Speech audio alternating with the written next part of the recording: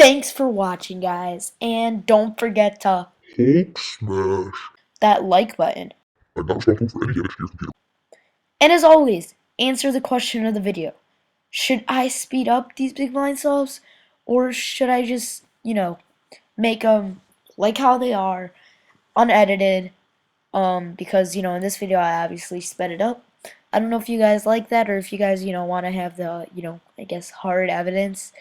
If you want, I can just do an unedited version. So just if one person wants it, I'll do it, because obviously it doesn't take time to make an unedited version. So that's it for this video, guys. Bye.